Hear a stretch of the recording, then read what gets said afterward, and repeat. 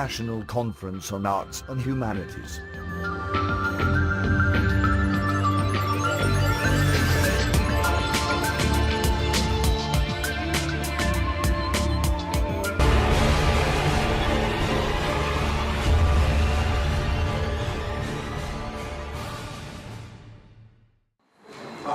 Welcome. Let's start the session now on culture, religion, and ethnic studies.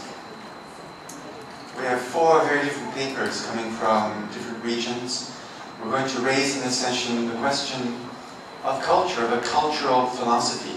Why does philosophy in our time take a turn towards culture? Why has culture now become one of the primary objects of philosophy, of religious studies, of literary studies, of linguistics as well?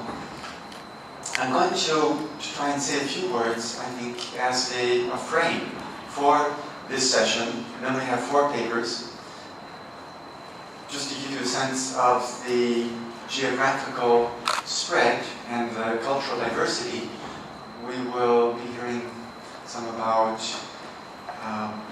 Buddhist culture in the Far East, from Korea.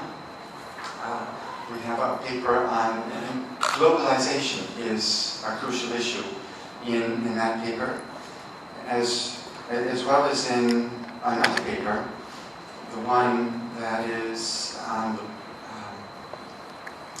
Islam, global Islam, and especially in Turkey. And of course, the other pole from globalization is the local. We have to try to think locally as well as globally.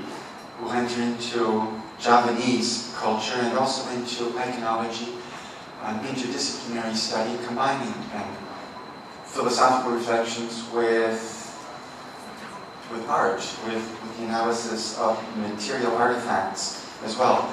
Now, what I want to suggest as a general framework for this session on cultural and comparative philosophy and religion is that universalism has once again become a crucial issue in our times. For a few decades, since about the 1960s, universalism has gone out of fashion. It was an imposition from the West. Philosophy in the Western tradition was all about thinking universally, and that seemed to do violence to the specific particular traditions, to local knowledge. And there were all of the currents in cultural studies to try to break away from that pressure of the universal, to valorize what was individual, and to refuse the possibility of any sort of universal synthesis in philosophy.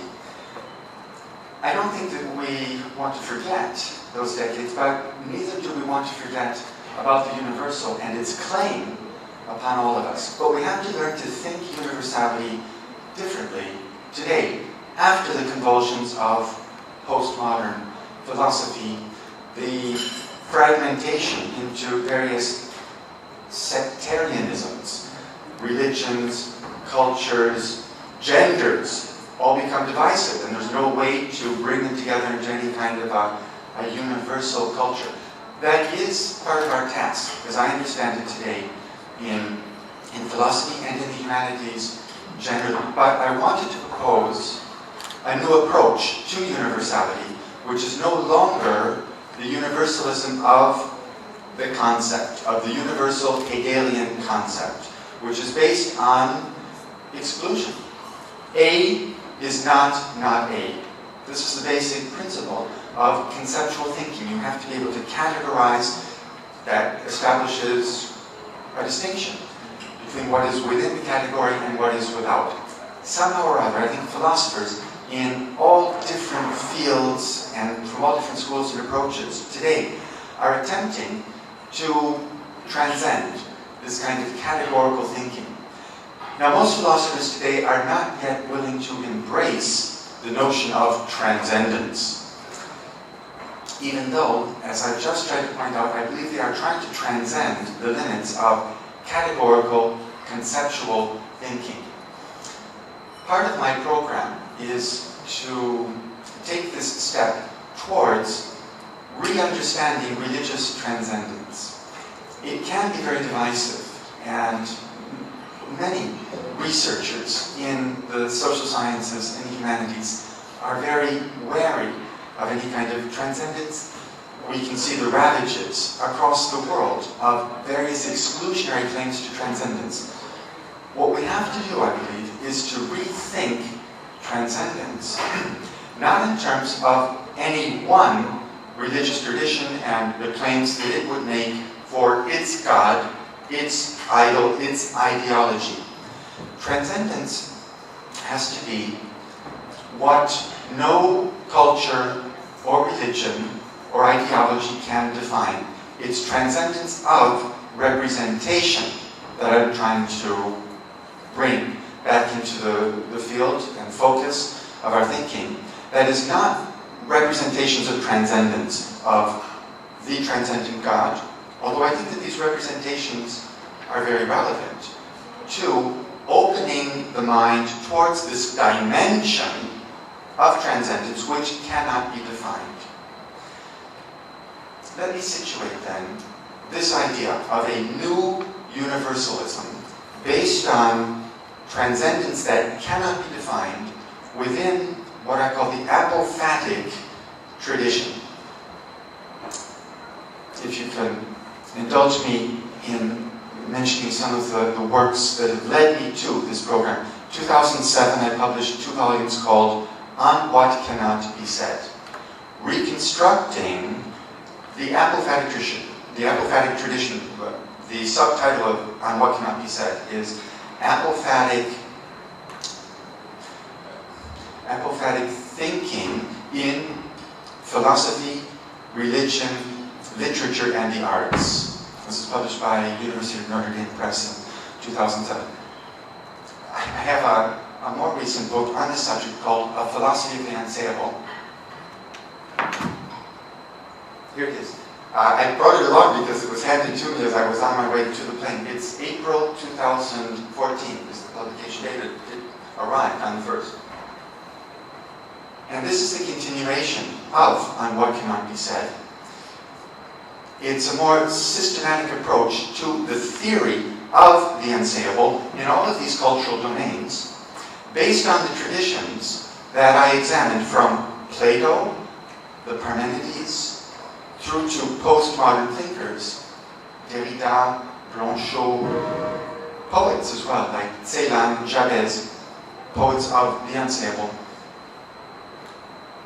All of these sources are brought together as aiming towards what no poetic word or philosophical word or word of revelation can adequately say.